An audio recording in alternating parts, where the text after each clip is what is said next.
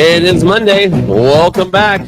We are already to week 4 of the Central Florida Blitz. Week 3 of the high school football season coming up this Friday. We just got through week 2 already, Josh. And it's hard to believe that we are already here at week 3 of the 2024 season, Marty. And honestly, it's I mean, wow. It is good to be back here. Last week was it was very miserable. Last Monday night I was here coughing and hacking, and by Tuesday it got worse. So Josh did a great job on the shows Tuesday night, the North Florida and South Florida Blitz. But as you can hear, I am pretty much back to normal at this point, so that's good. And a lot of sleep and rest, and that's exactly what was needed.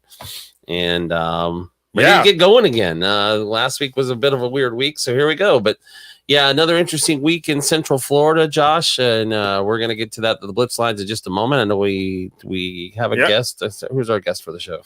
Bill Macheras from Pressbox Overtime over there in Brevard County.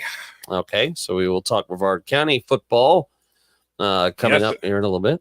Yes, we indeed. And then, with everything, I mean, it's hard to believe. We're already at week 3 of the 2023-24 season. I'm going back last year. I don't want to go back to last year. Yeah, no, I mean, you're right. And it is, we always say that. The off season's long. It's a long time, 7-8 months. And then the season just goes by fast. Before you know it, we're already in the championships and the playoffs. So, yes, indeed. And that's the big thing, Marty. And honestly, it's it really I really will say this. It just really it goes by quick. It seems like every year. And honestly, I mean, holy cow! Talk about everything that's going on here. Holy cow is right. As you know who we are, probably. And I'm Marty Pallman. He's Joshua Wilson, Florida HS football. And make sure you, yes, indeed. And make sure you're following us here on social media. That is at Florida HS Football on Facebook, Instagram, Threads, TikTok, and on YouTube. Hit that subscribe button on YouTube and hit that notification bell. And you can follow us on X, or as we like to call it, Twitter still, at Twitter, FLAHS Football. And of course, you can find our Twitter handles right there as well as below on the screen here. And with that said here, Marty. Music. There it is. That's our music. Yes, indeed. Blitz lines, recapping week 2 of the high school football season in Central Florida. And we're going to start once again with Cocoa. And how about the Cocoa Tigers? As Josh said last week, they are on Planet Cocoa. And once again, they are on Planet Cocoa this week.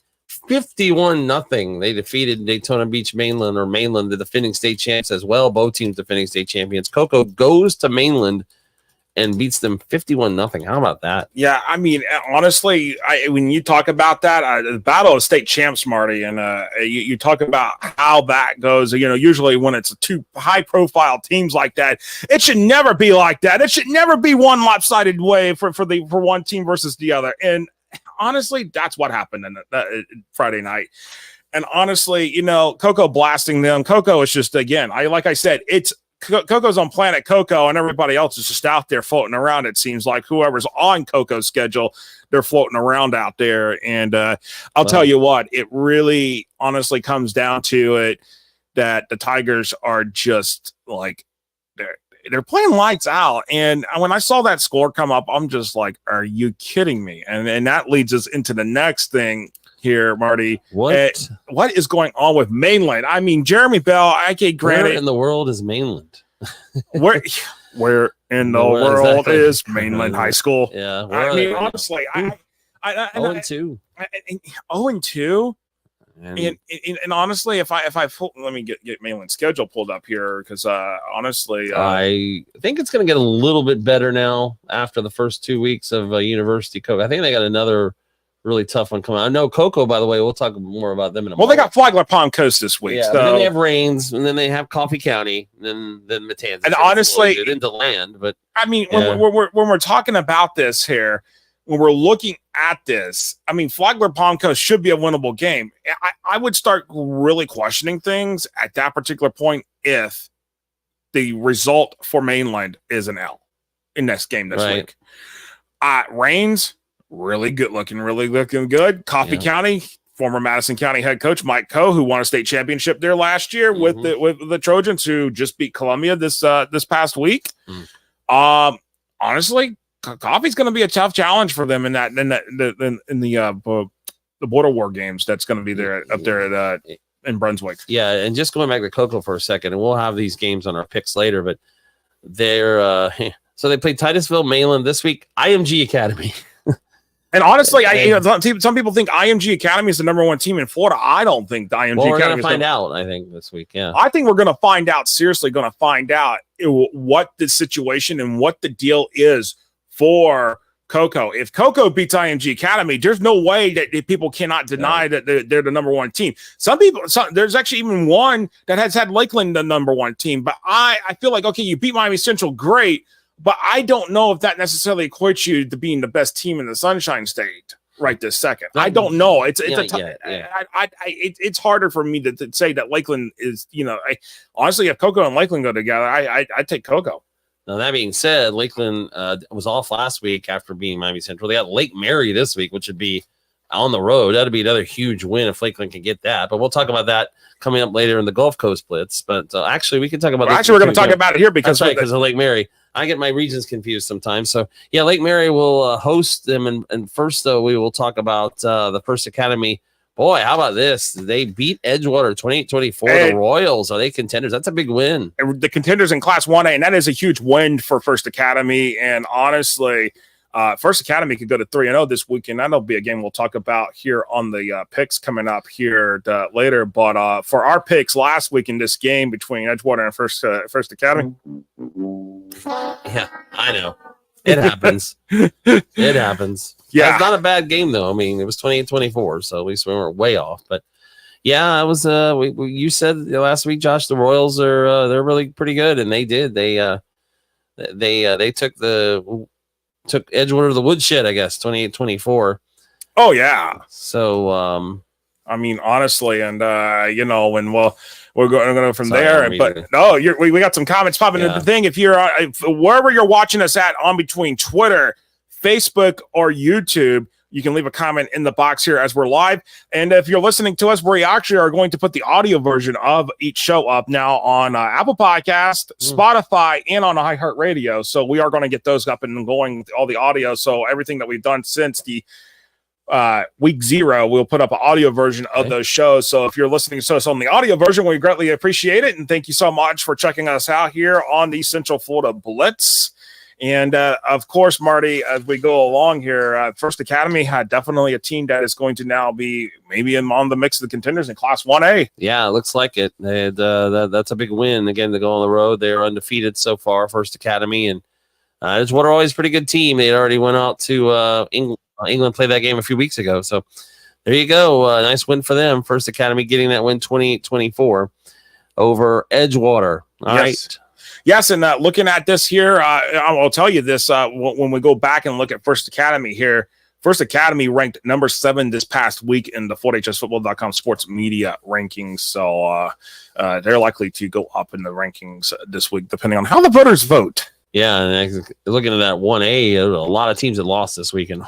Yeah, and some of them were battling top 10 teams in the in Class 1A. So a lot of those too, but.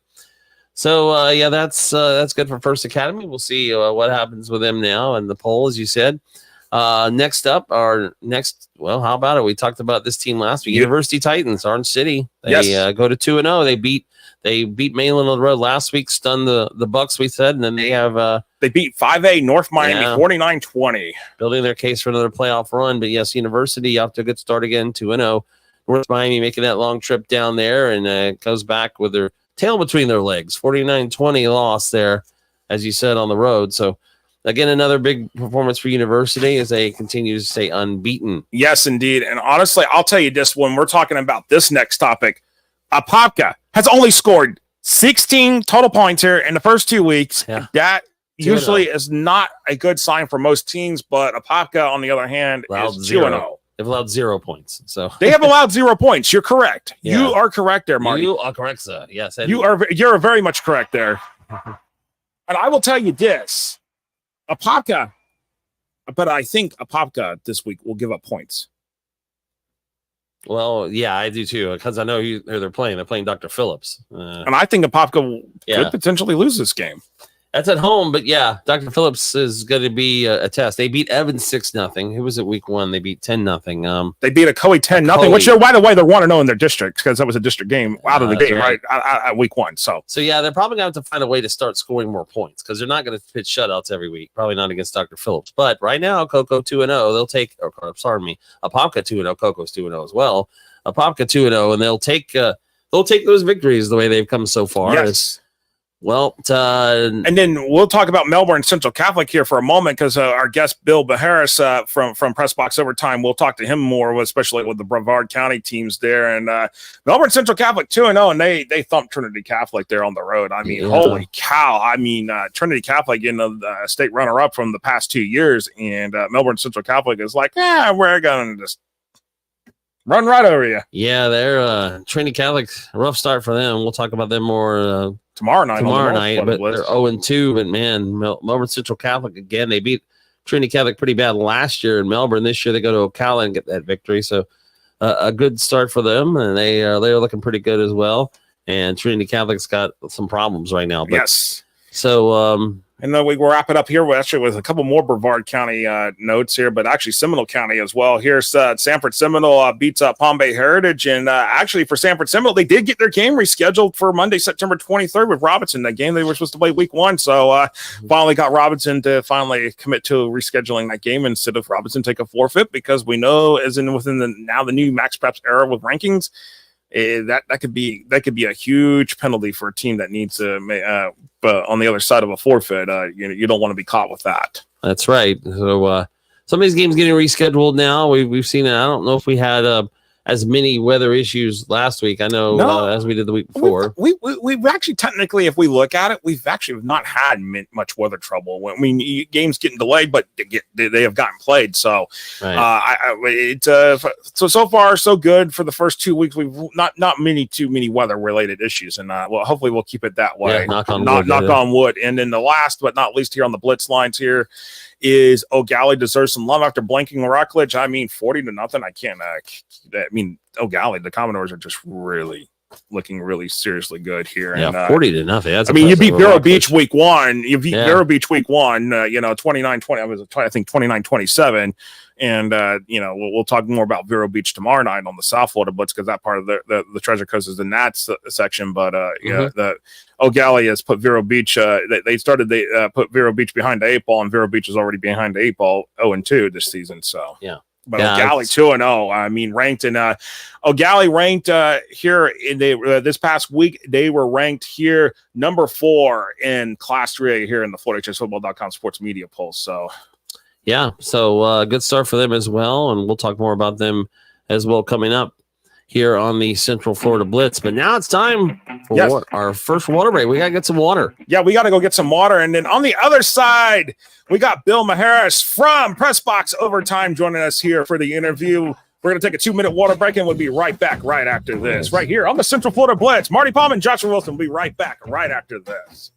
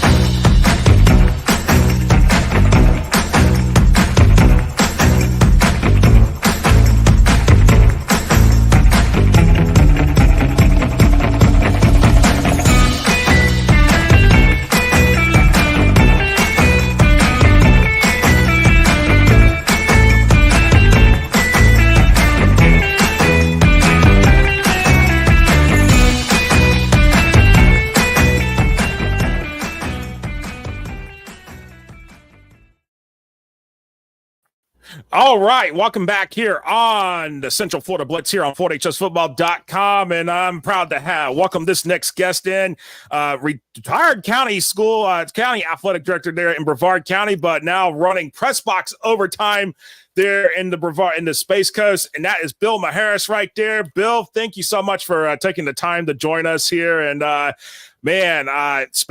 football on the Space Coast in Brevard County, I tell you what, you got Coco, but you got some other guys sitting there, and let's talk about these guys. Let's start off with, when Coco is just, as we said, they're on their own planet right now, and they are looking really, really good right now. Well, first, thanks for having me. I want to say I'm digging your water break music. I had to go get some of my own. So whatever tunes you got. You know what? You could put, and I'm an alumni. You could put Coco in any one of the 67 counties. And now I know there's some other counties down south and they'd be a little bit tougher maybe. They're elite. And when I was doing my research today to try to keep up with you guys, we got a great game this Friday. We've got number 1 in the state, ING, and number 2 in the state, Coco High School. I believe ING is 9th in the nation. Coco's 11th. I'm trying to go back. Coco, especially last year, has had some elite schedules. I don't know if I've seen a number 1, number 2 matchup. That's pretty crazy. So, one thing that I'm excited about here on the Space Coast is several years ago, there was a little disparity. We have 16 teams that play 11-man tackle football. And there was some haves and haves nots. You got your Coco, you got your Rockledge, you got your Merritt Island, and a few others. We had several teams, I think 8 or 9 make the playoffs, but again, a little bit of distance. That's kind of shrunk a little bit. And no offense to the other 15 teams, Coco is on a level of its own. But like you all mentioned earlier, we got Heritage that is up there. I believe they're ranked, let me try to think here. I got it written down, but they're ranked in the top 60. I think they're ranked 68, but again, Seminole, not too many teams are going to go to Seminole and beat them. You got a Galley ranked 11th. You got Coco ranked 2nd. I like Titusville in there. They're 0-1, played Coco. They had an open, so kind of like any other level, we've only played 2 games. But I like Coco, Heritage, O'Galley, Titusville there in the top 4 in my overtime 8. MCC, you talked about Merritt Island, Rockledge, and Vieira. Vieira, I think, is going to come up a little bit. But I like to see that we're now scheduling. I was looking today. Vero Beach is on 4 of our schedules. Mainland's on 2. Seminole's on 2. So we're finding a good mix with playing each other in county, but preparing like Coach Snyder has done for the past couple years for the playoffs. We got some stout teams coming to Brevard County to play us. No, absolutely. And let's talk about O'Galley, because I know they started off the season with Vero Beach, beat them, and then Vero Beach, they started the losing streak for Vero Beach because they lost Vero lost the Buchholz last Friday night. But O'Galley, you shut out Rockledge. Rockledge went through their own coaching change during the offseason. Right. So, do you think Rockledge in this, case, in most years, that would have been a competitive game between O'Galley and Rockledge? Do you think Rockledge has taken a step back here this year, considering the coaching change? We lost a lot of great athletes, but again, Rockledge is like Merritt Island. When Merritt Island came back a few years ago, when Coach Brown was over there, made it to the finals the same year down south that Coco was in the finals as well. Merritt Island, I'm looking at my schedule. They, again, They lost to Heritage in the kickoff classic. They beat Satellite pretty good. Satellite's going to be a 4-6, 5-5 possibly team. O'Galley's O'Galley. But the good thing about these teams, like your Rockledge or the teams that you're talking about, your Heritage and your Titusville, Coach Holmes, who state championship team when he played at Rockledge. Rockledge at Vieira this week. I think that's going to be a pretty good matchup where it has not been in the past couple of years. You've got Daytona, who's a decent team. Mandarin, they're going to. Vero Beach and Coco. So we'll know in a couple of weeks where they stand. But yeah, I'm not waving the white flag because they've had a tough start. Lost a few athletes, got a new coach, but he's been involved in football for many, many years. So, I tell you what's going to benefit some of us. And again, not to diminish the other teams. We've got 6 different divisions, different classifications. MCC, they've already beat Holy Trinity, Orlando Christian Prep, Coco, they're going to win their district.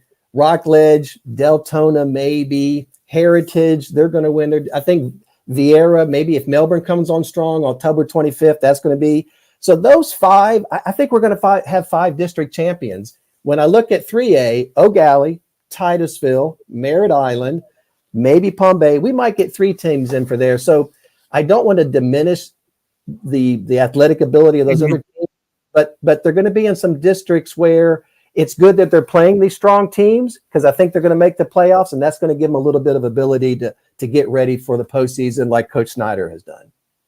How good is this MCC team? I mean, I know it's only 2 weeks in, but I'm 38-6, not bad at Trinity Catholic. And I don't know if Trinity's down this year. It's always kind of tough to tell early in the year, but that's a pretty impressive win to go on the road and win that big. Yeah, I actually picked 2 upsets last week. I picked them to upset Trinity, and I picked Heritage to upset Seminole. I went 1-1.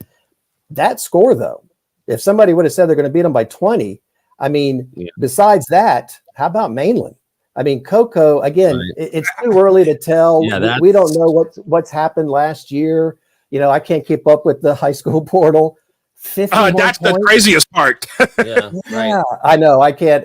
That's why I follow Twitter, because the kids now come out and tell you where they're going to go. But you're exactly right. That MCC team is looking pretty strong. I look at, like you just said, Trinity Catholic, like Vero Beach. I don't care what their record is. When you go in there and put a pretty good beating on them, you're going to hang your hat on that bus ride home.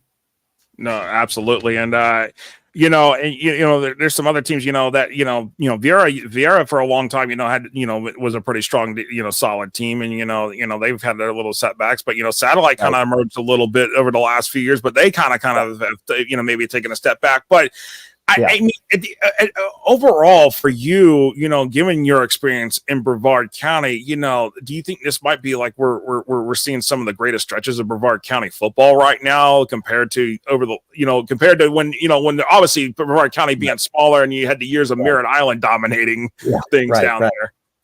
Well, you know what? And it's funny. I put in my notes when I looked at the schedule Cocoa had. Listen, let's be honest. There was an extended clock in that 1-point loss down at St. Thomas, but we know about that one, right? We'll save that for another show. Yeah, but I think other teams are picking it. I go back to Merritt Island in the 70s when they won 3 state championships and they started playing teams from Georgia. So we've kind of had that propensity in Brevard County to step out of bounds, so to speak. But I agree with you, Josh. I go back to a couple of years when they realigned everything. I still say that was the toughest 5A district in the state, with Merritt Island, Palm Bay, Titusville, who else with Rockledge, and all 4 of them made the playoffs because they luckily expanded and didn't just take the top 2. They take the 4 that deserved it. So I think that was kind of the beginning when we saw some of these teams that went 6-4 and 5. And then like Satellite, Coach Kimmy, who's now at Cocoa Beach, he took them to a regional final. So again, and then they got beat by Rockledge. They got beat by one of our own teams. So I think you're exactly right. And that's what I'm excited about now is we're starting to talk about teams, Merritt Island, we've been talking about for a few years, Titusville, Coach Holmes, 10 wins last year, Coach Sands at O'Galley, 10 wins, Heritage, Coach Benson. We're starting to see, 4 or 5 of those teams come up. So yeah, I'm looking at about 8 teams that I think should make the playoffs. Again, small districts, with this realignment stuff going on. But I think we're going to have 6 district champions and a few others that get in from 3A with O'Galley. Yeah, this Cocoa IMG game Friday, this is humongous. I mean, it really is, because in the end, I mean, Cocoa, this will be their biggest test, I'd say, of the season. And IMG already has lost a game, and so as far as national rankings, they've dropped. But IMG doesn't play for state titles either, so that's the other thing. This is kind of be like a state championship game. I feel like if they were to beat Cocoa on Friday night. Well, and I agree with you, Marty, and that's why I like seeing our teams playing that kind of schedule. Again, I think we've got 6 teams that, like I said, are going to be in the playoffs. So, I look back at Booker T. Washington about 7 or 8 years ago. Cocoa goes down there. I think we were like 8-2, 9-1. They were 4-6, but we know what teams they play in Miami. They ran the table. They won the state championship starting at 4-6. So I'm glad to see, and even if a couple of our teams take it on the chin against Vero Beach or Mainland and win the district, that's okay. That gets them ready for who they're going to play in November and December. And I'm glad to see that our coaches are doing that. No, absolutely, and that's good right there. Now I'm gonna go just a little side direction here because you yourself, you're a retired educator. You were a county athletic director. This whole thing with this open enrollment, I mean. Seriously, what are your thoughts and this whole process of what we have seen just like unfold here over the last few years? I mean, it just literally it seems like everything has taken a life form of its own, and now NIL is the big deal now. So I'll give you a couple of thoughts. I go back. We had Dr. DePatri as a superintendent back when I started teaching. That was my second career back in 01, 02, and he actually put a kibosh on playing out of county teams. And he said, if you change teams, I think even the FA, you're going to sit out a year. So, as you know, districts can put in parameters more stringent than what the FHSA says. I agree with Craig Damon when he said with the NIL, we're one of the only states that has NIL and open enrollment. And he was trying to see if they could change that, but no, that didn't go. In talking to our good friend Dan LaForest, it kind of hit home when he said that. I don't know how NIL is really going to affect a lot of teams other than maybe some of the bigger private schools. I saw a shout out today on Twitter from one of our schools about, hey, there's buy one, get one Gatorade at Publix if you can help us out. So when we have schools that are asking for concessions, there's not going to be an NIL group of money there unless Bill Macheras' used car lot's going to get Josh Wilson to come on and do a commercial. And I'm going to give you a couple Chick-fil-A cards. So I don't know if that's really going to affect it. I'm old school. But like I used to tell the 16 athletic directors, we can't complain about stuff we can't control. But I don't know yet if that NIL is really going to make a big difference as far as teams bouncing back and forth. I think what we talked about earlier with looking at O'Galley and Heritage and Titusville and some of those, they're not all going to the big studs in the district. So we're seeing a little bit of back and forth, but when you have coaches like Coach Kimmy, and I like what some of these teams have done, Bayside and Space Coast gone to the SSAA, Cocoa Beach they're now independent. Just like Doug and I were talking on our broadcast the other night, you got to find what works for your school. You got to get kids in your program. You got to get people in the stands, win 4 or 5 games, and then maybe look for championships. And Coach Kimmy did that at Satellite, won more games than anybody, went to the playoffs. I think he's going to do the same at Cocoa Beach. So you got to kind of find where you fit and what's successful for your team. But yeah, Josh, I'm kind of old school. It's, I remember going to a state. Yeah. I remember going to a state game in Orlando a couple of years ago when I was still working, and on the screen, they're saying so-and-so who came from this school, just right out there. And I'm like, okay, I guess it's not a secret anymore, but I don't know.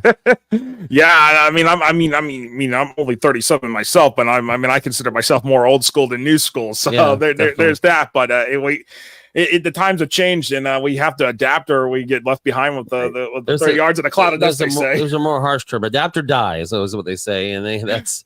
But and that's what you've seen that in college football too, with what's going on with Dabo Swinney and Clemson. He refuses to use the portal, and boy, they're struggling. It's just the way it is. If you're going to be successful, you're going to have to get in there and get those guys. So. Well, and you're right. I think I saw today since 2018, he's not had one transfer start, 0 play. And you know what? You can look at if you look at March Madness, and you see these teams that come from these small conferences, and they've got 23, 24, 25-year-olds because they've stayed together. Yeah. You know what? If you can get a stud that was a junior last year with 3 years under his belt, you've got to, as long as you do it the right way. But yeah, I agree with you. It's you could be a big dog in a small pound and still get noticed at the college level. You guys know that as much as I do. So if you're successful at some of our schools that are winning 4 or 5, Satellite's sending kids to college. Astronauts sending kids to, these kids are still playing at the next level, and at least that's going on. But you know what? You're going to have to just see what happens. I really liked the way the breakdown was a couple of years ago last year with the rural and the suburban. Oh, Metro Suburban. Yes. Because that's as close as we're going to get to public private, because a lot of those big private schools were in those suburban areas. We're not going to get any closer than that. We're not close now, But I like that because I think that was as close as we're going to get with that disparity. But we'll have to see what happens this year. We'll have to see if the margin goes back up, considering that we had some of the best state championship games the last 2 years outside of that Shaman Amadana CCC matchup. But we'll have to see that, and we'll definitely have to see what happens with the whole how the A classes work again. So yeah, I know it's going to be tough, but I'm excited. I like that we're playing a lot of teams that I mentioned earlier. Some of these teams, it's not going to hurt their chances of making the postseason because they've got 2 and 3 team districts, and it's going to prepare them for the next step up. And like you said, like O'Galley and Vero and Cocoa and Mainland, we're going to take a couple of those teams down a notch or two during the year. No, absolutely. And Bill, tell everybody where they can find you at on the socials, and I know you got a YouTube channel as well. Yeah, you know what? I don't know if I picked a good name or a bad name because nobody else wanted it, but Pressbox Overtime, Facebook, Twitter. Also, I have an Instagram account, and then my YouTube channel, which anytime we do a game or a video, I just did an interview today with a young lady. I'm going to post it tomorrow. That goes on my YouTube channel. You know what? It's just a passion like it is with you guys. We're having fun, and we just enjoy high school sports. No, absolutely, and appreciate it so much, Bill. And we'll definitely have you back on, probably closer to around playoff time when we know how the playoff field is going to look.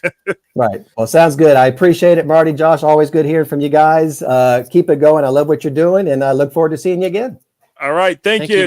Thank you. That was Bill Macheras from Pressbox Overtime joining us here on the Central Florida Blitz here, Marty. And honestly, I mean, think about it. Brevard County, a lot of great football there. Yeah, it was a good conversation, and you're right. Not just Cocoa. We talk a lot about them, but as he said, you got teams like O'Galley, who's having a huge year already. Heritage coming up, Titusville. It is really MCC. We mentioned Melbourne Central Catholic. Really impressive win for them. So yeah, a lot going on there as well, and we were good to talk about that tonight on the Central Florida Blitz. All right, well, guess what? We got one more thing to do before we go. Well, a couple more things actually. Well, we got a little bit. We got a water break. We got to take. But the pick six is coming up, so yes, you'll enjoy. And the fan question of the week after our water break. Yes, and this is the Central Florida Blitz.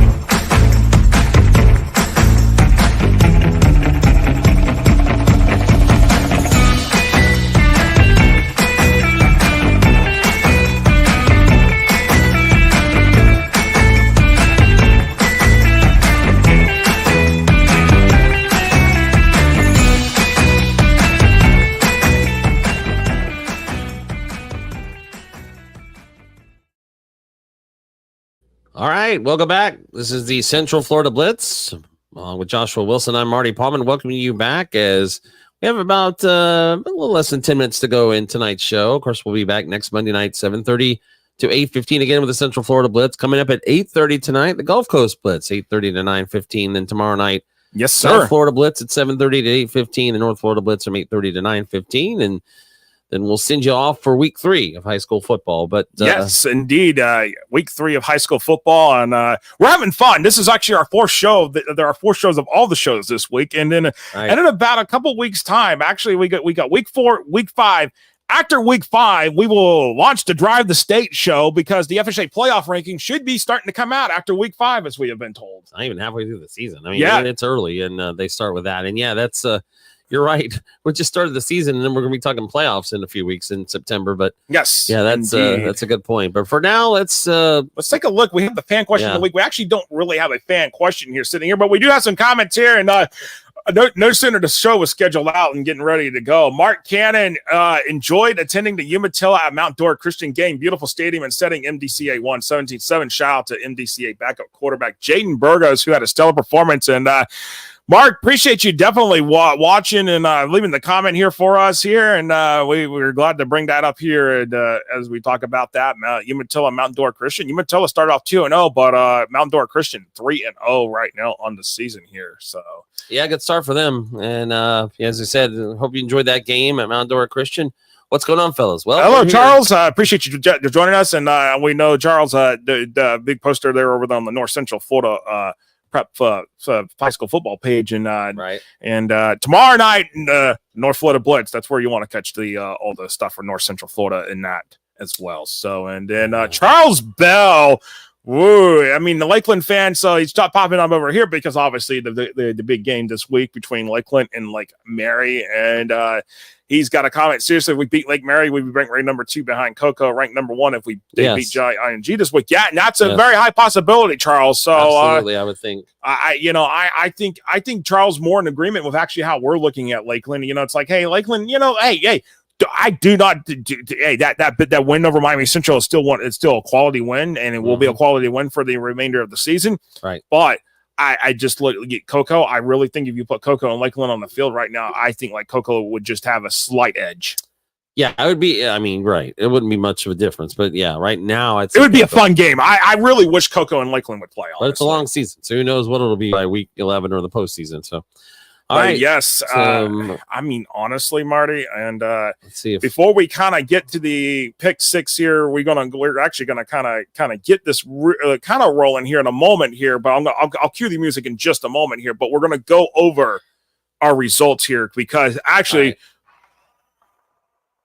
we both deserve a round of applause on that one. Good, because last week was rough. The week before. Well, there you go. Time for the pick 6. Yes. Congratulations to us, apparently, for week 2.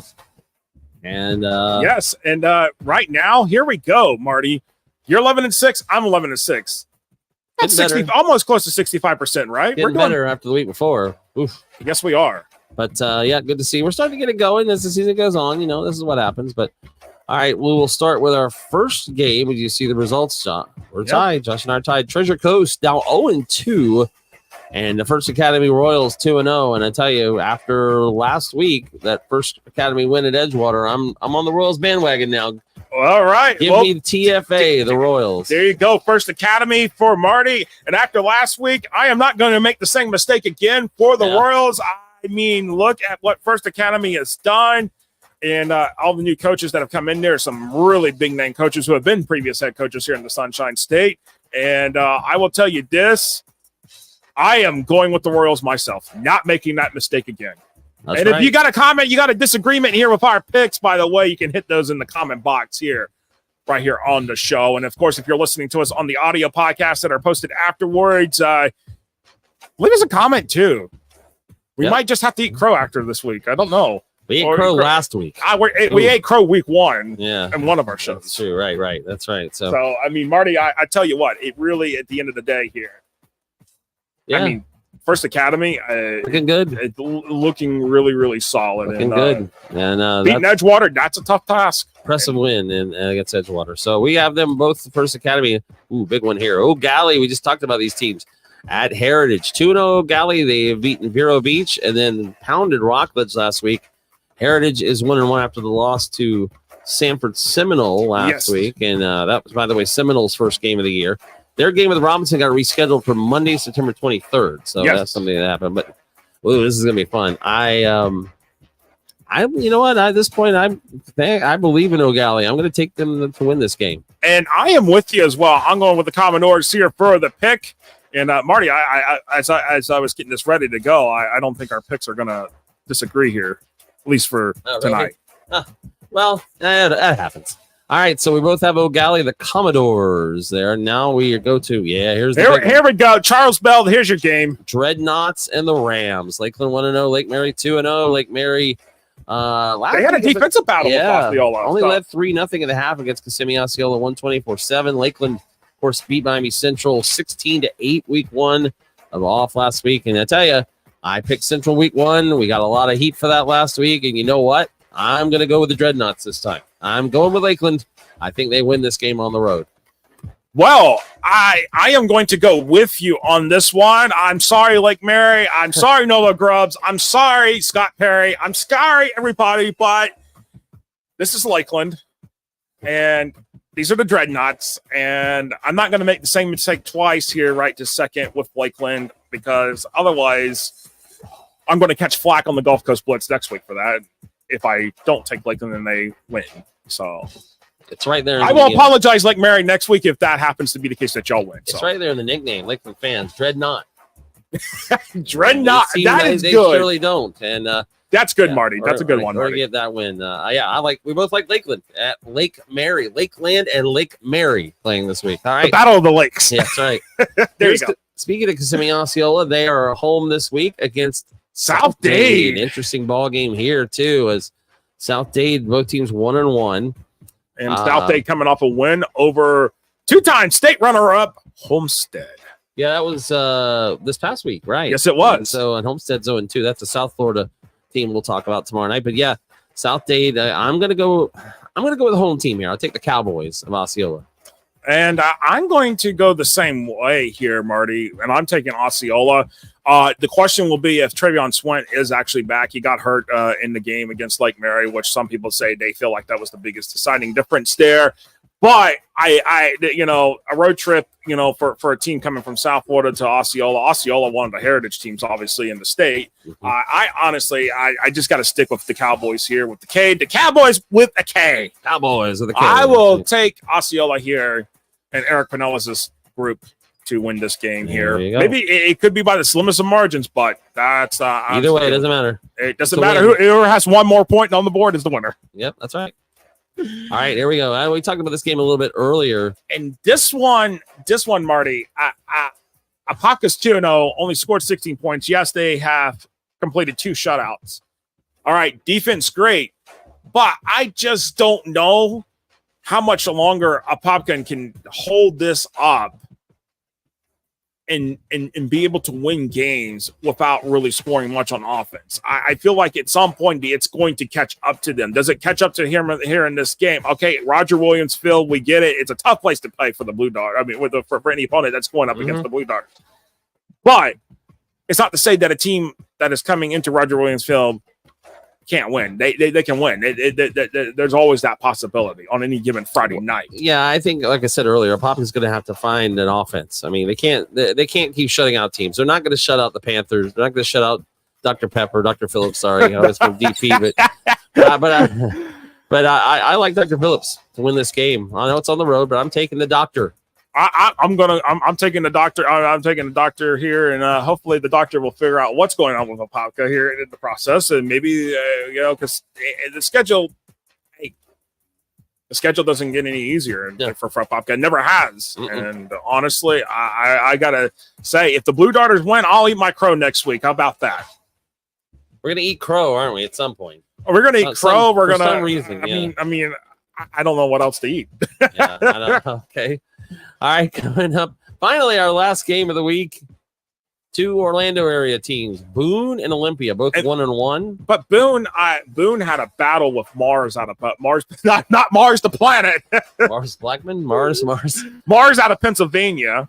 Mars the planet, Mars bar. Yeah, that's funny. I believe that was this past week. Let me make sure I pull up. I'm looking at this correctly here. Yeah, Boone Max Preps. Yeah, I've got it right here, like the schedule right here in front of me, pulling up. Yeah, actually, that was week 1. I'm sorry. They beat Haggerty 49-28 this past week. And Olympia, on the other side of this is what I think makes this game even more interesting, is that Olympia actually needs this game here much more than Boone does in a way, because Olympia struggled greatly last week. After beating Horizon 14-0 in week 1, yeah, the Titans struggled greatly. 53-10 against Ocoee, who lost to Apopka week 1, 10-0. Scored nothing. Yeah, no points. So this is where I feel like Olympia needs this, but there's just something telling me, Marty. Nope. You're saying nope. Braves or Titans? I'm taking the Braves. And yes, I think Boone. I'm going with Boone as well. Yeah, I just what you just said just kind of proved it too. I mean, Olympia gives up 53 to Ocoee. Ocoee scored 0 against Apopka. I mean, I don't know. This to me, it seems like Boone's playing better football right now. And here's the thing. Olympia was receiving votes in the preseason poll and after week 1 here in the FloridaHSFootball.com sports media poll. I don't expect Olympia is going to be drawing votes this coming week, but Apopka. I'll tell you this about Apopka. Going back to Apopka here for a moment, they've been receiving votes. Mm-hmm. Yeah, and honestly, I mean, could Apopka slip in the back door at 10 at number into the top, bottom half of the top 10? I don't know. They've been close. They were close last week, but I mean, boy, I just don't know. I mean, there's something. We think sometimes some teams are going to be ready and be great, and they're not. And then the other side of it is we got teams that are surprising everybody. That's right. So those are the pick 6 for week 3 of high school football here in Central Florida. Before we go, any comments? Yeah, I know. Thanks, man. I'm glad I could make you laugh. Yeah, so I like that, and that's definitely will take something like that. We got to have some humor. We got to have some fun here on our shows here on FloridaHSFootball. Last week was a rough week. I'm just glad to be back and healthy and enjoying myself. Yes, I'm glad too. And I thought I was going to get sick, but I managed to catch it real quick. Yeah, last Monday night, in retrospect, probably being on the air coughing through the whole show wasn't a great idea, but I tried. So anyway, we're better now. We're doing okay. Ready. Back for another week of shows, and that's going to do it though for this edition of the Central Florida Blitz. We'll be back next Monday, 7:30 to 8:15. Coming up in just a few minutes, the Gulf Coast Blitz. And you have been watching the Central Florida Blitz tonight. It's on Facebook. We're on Twitter X, on Instagram, as well as TikTok and YouTube. And make sure you hit that subscribe button at Florida HS Football and hit that notification bell. We're close to 1,000 subscribers, so we want to get there soon. Yep. Yes, indeed. All right. Stay tuned for the Gulf Coast Blitz here. For Marty Pallman, I'm Joshua Wilson. We'll see you in a few minutes on the other side. Bye-bye.